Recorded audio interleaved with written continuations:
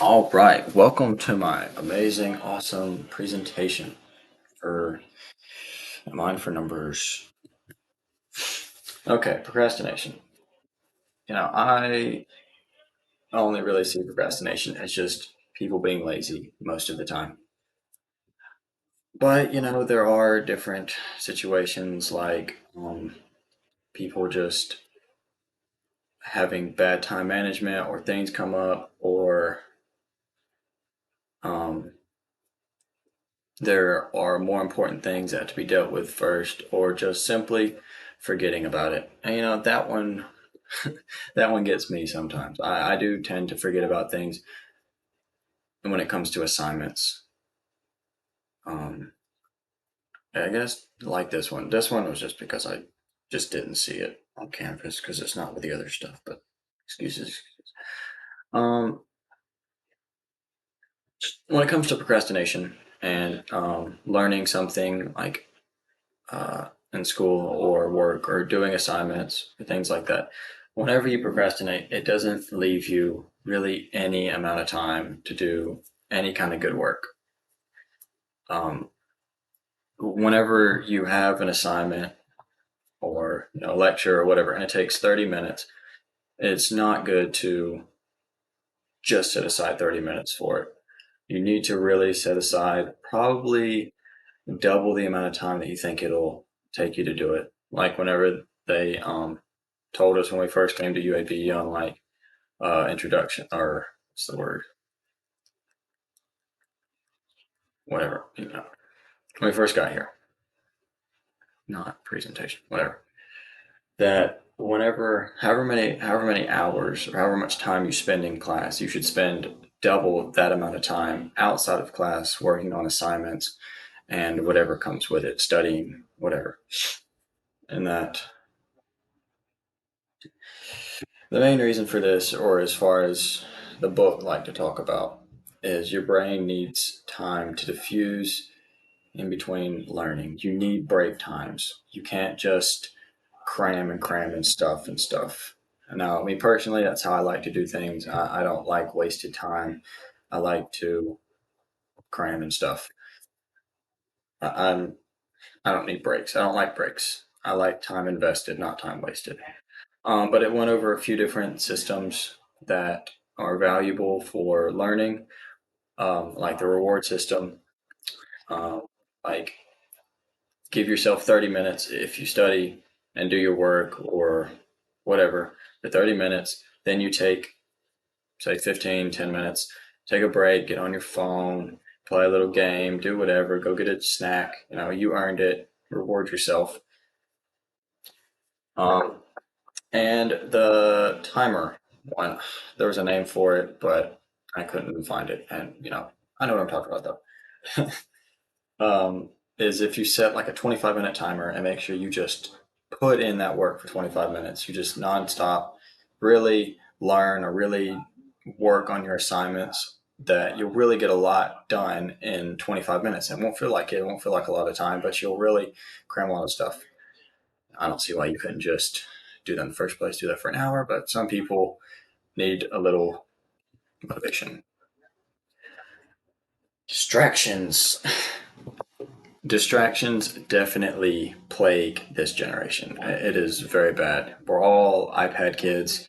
We all need constant stimulation, whether it be on our phone or music or whatnot. It's just constant distractions. Everything's instant and everybody needs things now, and they can't go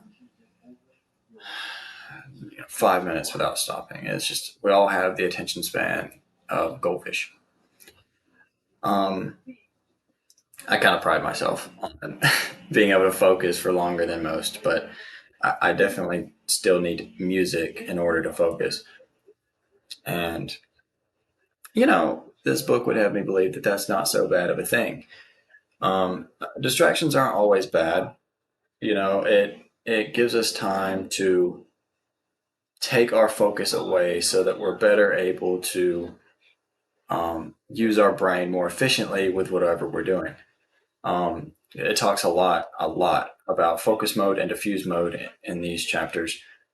where diffuse mode is kind of like you kind of take steps back, you kind of unfocus your brain, and you kind of grasp full pictures instead of focusing on one specific thing. Like instead, like a flashlight, you know, where you are hard, strong, focused on one thing, or you could just kind of grasp the entire concept and be more broad with what you take in as far as information goes.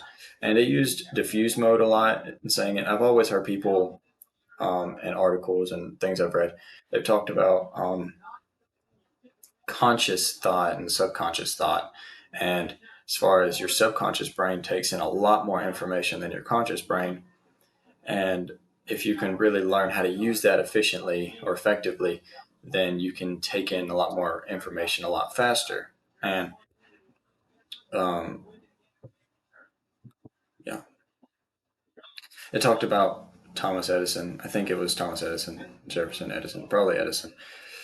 Talked about him with steel balls. He would um, kind of go to sleep, and then when his hand relaxed and he dropped steel balls, it would wake him up in order to force himself to go into this diffuse mode so that he can think. And it's good to get distracted in ways like that because it kind of takes away writer's block and other things like that. Whenever you can really relax your body, relax your brain, you're able to better use it. And you're not forcing it, you're not pushing, and doesn't create stress or anything like that. And stress isn't good for thinking, obviously. It talks about that in the book too, but I don't know if I'll talk about it on that slide. Okay, chunks. I really like this because I like to use this a lot, and I feel like this is just how my brain works. This is what it does naturally. Is it's bits of information that unite concepts through meaning, and I can't elaborate much on that. I'll try to, but it'll kind of happen as its presentation goes. Um, it's like when you take complicated things, like whatever. When you take complicated things, and instead of thinking of them um, with their specific steps or all their complexities, you think about it as something simple. You it's like a file or something. Like a filing cabinet. Instead of cluttering your brain with all these different concepts and all these different definitions and meanings and ways to do things and orders, it's just a file in your brain. It holds less space so that you're able to much better use your capacity. Um, like, good example, like U substitution, I think is probably a pretty decent example of this. Instead of thinking, instead of using this full complicated polynomial or whatever it is in your problem, you just have a little u, and u simple, it represents something complicated, but it's used simple, and then so you're better able to navigate it and use it and put it in, and then later, you use the complicated thing. It represents something complicated, but it's remembered as something simple, so you don't get things confused, you don't get things cluttered. And this is just how my brain works. I think this is how I've been taught to use things, and I have a pretty good memory, I'd say. So it works. Whatever. Oh, okay. Challenges. Now, I don't know how hard it is for other people with math and science. The author talked about that she wasn't the best at it. It is how to excel at math when, what is it, you failed algebra or whatever. Obviously, not a math whiz when that's the title or in the title. But I've never really been one that struggles with math and science. Um, whenever I decided to, you know, pursue this field, it wasn't because um, any other reason than I was good at this kind of stuff. I like this stuff. Um, I've always been good at school. Like it was just easy. I've never had to like really think or study, especially when it came to math or science. It was just like, this is just the language I speak. I just understand it. I don't have to try at it. It's just easy to me. And um, um, like, there's been other things that I wasn't so good at. Like, I wasn't good at sports when I started. I had to work hard at it to get good at it. I mean, at the end, I was, pretty decent. I don't want to brag or anything. Um, but, in class, it's gotten me called sharp but lazy by one of my coaches, actually, because I wouldn't take notes. And I still don't take notes ever, really. It's just, I don't have to. And normally notes distract me, actually. I'd rather just half pay attention, whether I'm like listening to music and lecture or whatever. It's just always been really easy for me. I don't want to sound prideful or anything. But this year it's actually become really cluttered with work and stuff. The classes aren't necessarily so hard, but it's managing time and finding when to do things because it seems like everything is due on the same day, and I don't exactly know where. I just remember it saying something like this, and I might just be misquoting it. And if I do misquote it, then we'll just say that this wasn't in the book. um, Things are only as hard as you make them, and I personally truly believe that if you come into a class and think you're going to fail it, then you're more than likely going to fail it, or at least come close. If you come in with a can-do attitude, then you'll probably end up doing pretty well.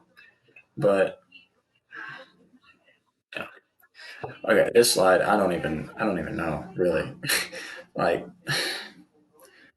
it just confused me. These questions confused me on this slide, but yeah, I tried my best. So, um, talked about context having to do with prescriptions.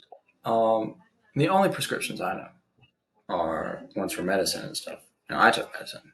I have prescriptions. I used to stop taking this medicine because I didn't want the crutch.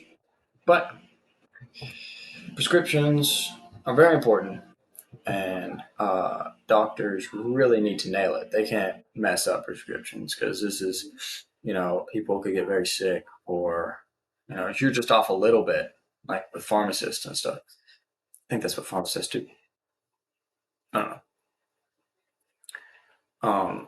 know. Pharmacists make it, I think, and then doctors prescribe it. But they really got either way. They really got to be on their game because you can't mess these things up. You really need to focus. It's very, very important to have the right medicine. Okay, without context. So